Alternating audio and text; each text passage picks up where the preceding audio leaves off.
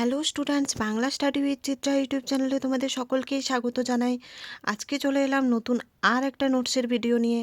তো প্রথম থেকে শেষ পর্যন্ত সঙ্গে থাকো। আর নোটসটা যদি তোমাদের ভালো লাগে তাহলে অবশ্যই লাইক কমেন্ট সাবস্ক্রাইব করে দিও আমাদের চ্যানেলটা। আর এই নোটসটা অবশ্যই তোমাদের বন্ধুদের সঙ্গেও শেয়ার করে দিও, যাতে তাদেরও হেল্প হয়।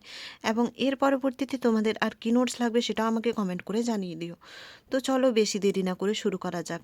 আজকে চলে এসেছি ক্লাস 10-এর জ্ঞানচক্ষু গল্পের বেশ কয়েকটা প্রশ্ন নিয়ে। তো প্রথম থেকে শেষ পর্যন্ত সঙ্গে থাকো। দেখো, প্রথম প্রশ্ন, রত্নের মূল্য জহুরির কাছে। রত্ন ও জহুরি বলতে কি বোঝানো হয়েছে? উদ্ধৃত উক্তিটির তাৎপর্য আলোচনা করো। দেখো, উত্তর শুরু করবে এইভাবে। আশাপূর্ণা দেবী বাংলা কথা সাহিত্যের অন্যতম শ্রেষ্ঠ লেখিকা।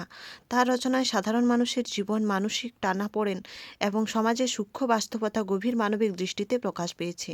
জ্ঞানচক্ষু গল্পটিও তেমনই এক বাস্তবধর্মী ও অর্থবহ গল্প, যেখানে একজন কিশোর লেখা প্রত্যাশী তপনের মানসিক বিকাশ ও লেখালেখি সম্পর্কে তার ধারণার পরিবর্তন অত্যন্ত সূক্ষ্মভাবে তুলে ধরা হয়েছে।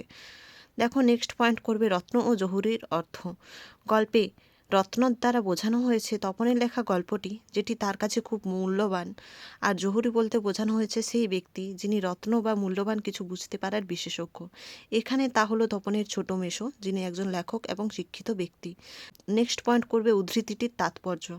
তপন মনে করে, ঠিক যেমন একজন জহুরি দামি পাথর বা রত্নের প্রকৃত মূল্য ঠিকভাবে নির্ণয় করতে পারে, তেমনি তার লেখা গল্পের প্রকৃত মূল্য ও গুণ শুধুমাত্র একজন উপযুক্ত জ্ঞানসম্পন্ন লেখকেই বুঝতে পারে। তাই সে বিশ্বাস করে তার গল্পের আসল মর্যাদা জহুরি বা নতুন মেসোমশাই যথার্থভাবে উপলব্ধি করতে পারবেন। উদ্ধৃতিটি তপনের অন্তর্দ্বন্দ্ব, আত্মবিশ্বাস ও লিখন সম্পর্কে তার প্রকৃত উপলব্ধি প্রদর্শন করে। গল্পের শুরুতে সে লেখাকে ভাবত বড় কোনো অলৌকিক বিশেষ শক্তি হিসেবে, কিন্তু শেষে বুঝতে পারে লেখার সার্থকতা ও মূল্য বোঝা একজন দক্ষ মানুষই পারে। এখন নেক্সট উপসংহার। সব মিলিয়ে বলা যায় রত্নের মূল্য জহুরির কাছেই। এখানে রত্ন হবে, রক্তের হয়ে গেছে। রত্নের মূল্য জহুরির কাছেই, এই লাইনটা অবশ্যই তোমরা কোটেশনে লিখবে। এই উক্তিটি আশাপূর্ণা দেবীর জ্ঞানচক্ষু গল্পের মূল বক্তব্যকে গভীরভাবে প্রকাশ করে। তপনের লেখা গল্পটি তার কাছে যেমন অমূল্য, তেমনই তার প্রকৃত সাহিত্যিক মূল্য অনুধাবন করতে পারে কেবল একজন জ্ঞানী বা অভিজ্ঞ মানুষ। সাধারণ মানুষের চোখে লেখালেখি হয়তো তেমন গুরুত্ব পায় না, কিন্তু যিনি সাহিত্যের রস ও সৌন্দর্য বুঝতে পারেন, তিনিই শিল্পের আসল মূল্য নির্ধারণ করতে সক্ষম। এই উপলব্ধির মধ্য দিয়ে তপনের মনে লেখক সত্তার এক নতুন বোধের জন্ম হয়। ফলে উক্তিটি শুধু একটি রূপক বাক্য নয়, বরং শিল্প, সাহিত্য ও সৃষ্টিশীলতার যথার্থ মূল্যায়নের এক গভীর জীবন সত্যকে তুলে ধরে। দেখো, দ্বিতীয় প্রশ্ন, তপন আর পড়তে পারে না, বোবার মতো বসে থাকে। তপনের এই রকম অবস্থার কারণ বর্ণনা করো। দেখো, উত্তর শুরু করবে এইভাবে। শিশু সাহিত্যিক আশাপূর্ণা দেবীর রচিত কুমকুম গল্প থেকে গৃহীত অংশে তপন নামক এক কিশোরের মানসিক অবস্থার সূক্ষ্ম বিশ্লেষণ পাওয়া যায়। গল্পটি মূলত একজন শিশুর স্বপ্ন, আনন্দ ও সেই স্বপ্নভঙ্গের বেদনাদায়ক অভিজ্ঞতাকে কেন্দ্র করে আবর্তিত। গল্প প্রকাশের পর তপনের যে মানসিক বিপর্যয় ঘটে তারই প্রকাশ ঘটেছে তার বোবার মতো বসে থাকার মধ্য দিয়ে। দেখো, 1 নাম্বার পয়েন্ট করবে গল্প প্রকাশ ও নতুন মেসোমশাইয়ের গল্প কারেকশন। তপনের লেখা গল্পটি তার নতুন মেসোমশাই, যিনি একজন লেখক, এর উদ্যোগে একটি পত্রিকায় সন্ধ্যা তারাতে প্রকাশিত হয়। কিন্তু প্রকাশের আগে মেসোমশাই নিজের মতো করে গল্পে বহু জায়গায় কারেকশন করেন।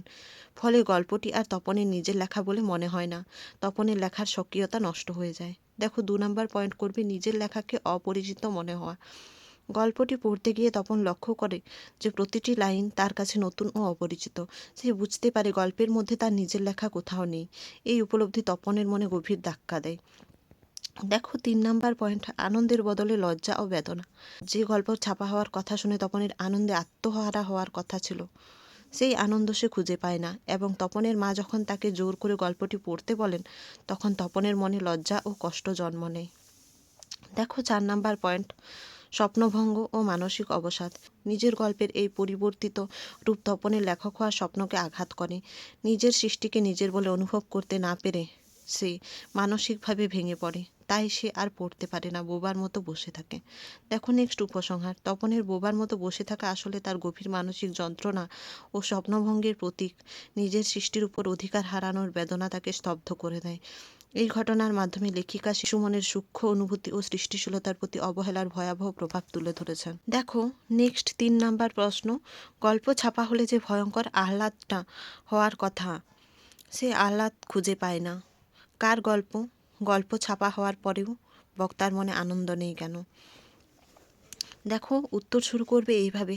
আশাপূর্ণা দেবীর ছোট গল্প জ্ঞানচক্ষুতে লেখক মধ্যবিত্ত পরিবারের এক কিশোর লেখকের মানসিক টানাপোড়েনকে অত্যন্ত সংবেদনশীলভাবে তুলে ধরেছেন। যেখানে আলোচ্য গল্পে গল্প ছাপা হওয়ার পর আনন্দ না পাওয়ার কথা বলা হয়েছে জ্ঞানচক্ষু গল্পের নায়ক তপনের প্রসঙ্গে। দেখো, নেক্সট পয়েন্ট করবে গল্প ছাপা হওয়ার পরেও তপনের মনে অর্থাৎ বক্তার মনে আনন্দ নেই কেন? তপন ছোটবেলা থেকেই লেখালেখির প্রতি আকৃষ্ট ছিল। যখন সে দেখে একজন সত্যিকারের লেখক তার ছোট মেসো ও আসলে সাধারণ মানুষের মতোই, তখন তপনের মধ্যে লেখক হওয়ার আকাঙ্ক্ষা জেগে ওঠে। অনুপ্রেরণায় ভর করে সে নিজের জীবনের প্রথম গল্প প্রথম দিন লেখে এবং সেটি প্রকাশিত হওয়ার জন্য মেসো পত্রিকায় নিয়ে যান। তপনের মনে তখন অনাবিল আনন্দ ও আত্মবিশ্বাস কাজ করে, কিন্তু প্রকাশিত গল্পটি পড়ার পর সেই আহ্লাদ খুঁজে পায় না। এরপর নেক্সট পয়েন্ট করবে কারণ। দেখো, প্রথমত গল্প ছাপা হলেও তপনের পরিবার ও আত্মীয়রা তার লেখক সত্তাকে বিশেষ গুরুত্ব দেয় না। তারা মনে করে ছোট মেসোর উদ্যোগে ও যোগাযোগেই গল্পটি ছাপা হয়েছে, তপনের নিজস্ব প্রতিভার জন্য নয়। দ্বিতীয়ত, বাড়ির বড়রা মেসোর প্রশংসায় ব্যস্ত হয়ে পড়ে এবং তপনের সৃষ্টিশীল পরিশ্রমকে অবমূল্যায়ন করে। এতে তপনের আত্মসম্মানে আঘাত লাগে।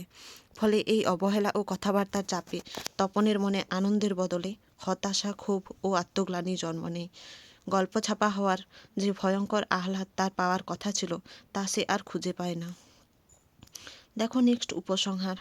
প্রথমবার গল্প ছাপা মানে শুধু আনন্দ বা গর্ব এমনটি নয়। লেখক নিজের সৃষ্টিকর্মে স্বীকৃতি নিতে পারলে অভিজ্ঞতা সত্যিকারের আনন্দপূর্ণ হয়। কিন্তু যখন লেখকের সৃষ্টিকর্মের কৃতিত্ব অন্যের কথায় বদলে যায়, তখন লেখকের মন তিল তিল করে ক্ষীণ হয়ে পড়ে। তাই তপন তার জীবনের এই আনন্দের মুহূর্তটি অন্তর্গত দুঃখে ঢেকে ফেলে, কারণ তার নিজের অবদানও এখানে ক্ষুদ্র ও অগ্রাহ্য হয়ে যায়। দেখো, লাস্ট প্রশ্ন। পৃথিবীতে এমন অলৌকিক ঘটনাও ঘটে, কোন ঘটনাকে অলৌকিক বলা হয়েছে? একে অলৌকিক বলার কারণ কি? দেখো, উত্তর শুরু করবে এইভাবে। আশাপূর্ণা দেবীর গল্প জ্ঞানচক্ষুতে তপন নামে একটি ছেলের জীবনের একটি ঘটনা বর্ণিত হয়েছে, যাকে সে নিজেই অলৌকিক বলে মনে করে। সাধারণভাবে অলৌকিক বলতে এমন ঘটনাকে বোঝায় যা খুব কম ঘটে বা বাস্তব বলে বিশ্বাস করা কঠিন। তপনের কাছে তার নিজের লেখা গল্প পত্রিকায় ছাপা হওয়ায় ছিল এমনই এক আশ্চর্য ঘটনা। দেখো, এরপর 1 নাম্বার পয়েন্ট করবে গল্প প্রকাশের ঘটনা। তপনের লেখা ছোট গল্পটি সন্ধ্যা তারা পত্রিকায় প্রকাশিত হওয়া তার কাছে এক অভাবনীয় ঘটনা। এত অল্প বয়সে তার লেখা গল্প ছাপা হবে এ কথা তপন আগে কখনো কল্পনা করতে পারেনি। তাই এই ঘটনাটি তার কাছে অলৌকিক বলে মনে হয়। দেখো, 2 নাম্বার পয়েন্ট করবে লেখক সম্পর্কে তপনের ধারণা। তপনের মনে লেখক মানেই যেন অন্য জগতের মানুষ। লেখকদের সে সাধারণ মানুষের মতো ভাবতেই পারে না। সেই কারণে নিজে লেখক হিসেবে আত্মপ্রকাশ করা তার কাছে অসম্ভবের কাছাকাছি মনে হয়েছিল। তাই নিজের নামের সঙ্গে লেখক পরিচয় জুড়ে যাওয়া তাকে খুব অবাক করে দেয়।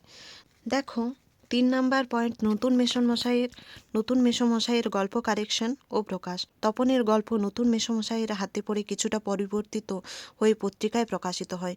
গল্পটি তার নিজের হাতের লেখা হলেও ছাপার অক্ষরে প্রকাশ পাওয়াটা তপনের কাছে বিস্ময়কর লাগে। এই পুরো প্রক্রিয়াটি তার কাছে অলৌকিক অভিজ্ঞতা হয়ে ওঠে। দেখো, নেক্সট পয়েন্ট শিশু মনের বিস্ময়। শিশু তপনের বাস্তববোধ সীমিত, তাই লেখালেখি পত্রিকায় ছাপা হওয়া এই সব ঘটনায় তার মনে বিস্ময় ও আশ্চর্য সৃষ্টি করে। এই বিস্ময় থেকেই সে ঘটনাটিকে অলৌকিক বলে মনে করে। দেখো, নেক্সট উপসংহার। আসলে তপনের জীবনে ঘটে যাওয়া ঘটনাটি বাস্তব হলেও তার শিশুসুলভ মানসিকতা ও কল্পনা প্রবণতার জন্য তা অলৌকিক বলে প্রতীয়মান হয়। লেখিকা এই ঘটনার মাধ্যমে শিশু মনের সরলতা, বিস্ময়বোধ ও স্বপ্নময় দৃষ্টিভঙ্গিকে সুন্দরভাবে তুলে ধরেছেন। তোমাদের যদি নোটসগুলো ভালো লাগে তাহলে অবশ্যই লাইক, কমেন্ট, সাবস্ক্রাইব করে দিও আমাদের চ্যানেলটা, এবং এই ভিডিওটা অবশ্যই তোমাদের বন্ধুদের সঙ্গেও শেয়ার করে দিও, যাতে তাদেরও হেল্প হয়। এবং এর পরবর্তীতে তোমাদের আর কি নোটস লাগবে সেটাও আমাকে কমেন্ট করে জানিয়ে দিও। তো এর পরবর্তীতে দেখা হচ্ছে নতুন আর একটা নোটসের ভিডিও নিয়ে। ততক্ষণের জন্য সঙ্গে থেকো, পাশে থেকো। ধন্যবাদ।